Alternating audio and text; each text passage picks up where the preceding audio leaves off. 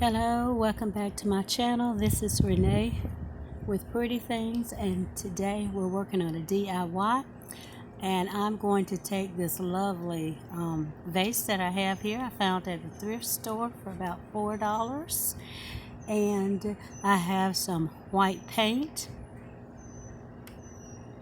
and I'm trying a baking soda and paint technique today. So in my little small cup I have some baking soda. I'm going to be mixing that in with my paint today, and I'm going to see what kind of outcome we get with this beautiful vase that I thrifted. I like it, but I decided I'm not so fond of the design on it. I did like it at first, but I'm just going in another direction, so I'm going to try something different with my vase. So if you're interested in seeing this outcome, be sure to watch to the end of the video. Okay, so I have mixed some baking soda in the paint, and so trying to show the texture here. It's a little thick. I'm going to go ahead and start applying that to my vase. And I'm going to be using my sponge brush to apply the paint.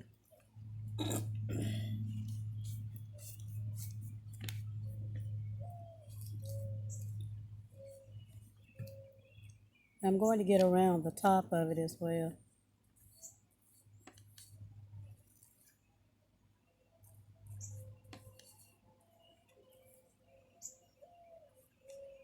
So I need to move that back a little bit.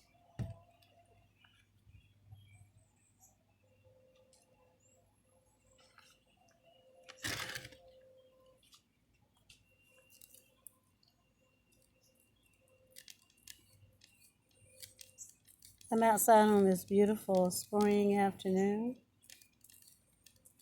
It's gotten a little bit cooler finally, so I decided to come outside and to try some crafting. I enjoy doing DIYs.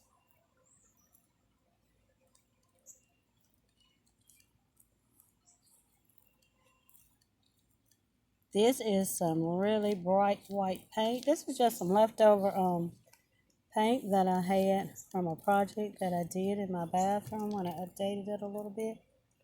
And I just had seen this on some channels. I had seen some folks trying this, so I said, well, I want to see what kind of transformation I can get by mixing a little baking soda in with some paint. Now, I think some people may be using chalk paint, and I kind of like the consistency of my paint right now. And I love the fact that it has this design on it, but even though I don't really like the colors in the design, you can still see that those are going to be evident. You'll be able to see those because they're kind of like, well, it was carved in exactly, how this process was done. But I kind of like this, and I kind of like where this is going. So if you hang in there, just watch to the end, and we'll see what we're looking like in the end.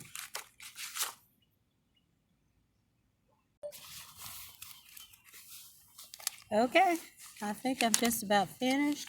It's not quite dry, but you can see so far I think it's looking great, and I like the fact that you can still see some of the texture through the vase. I think I'll probably style this either in my kitchen or in the living room and add maybe some beautiful fresh flowers. I want to thank you guys for watching my video, and remember to like, comment, and subscribe, and I will see you again next time. So this is my transformation DIY for Tuesday. Again, thanks for watching. I appreciate your support.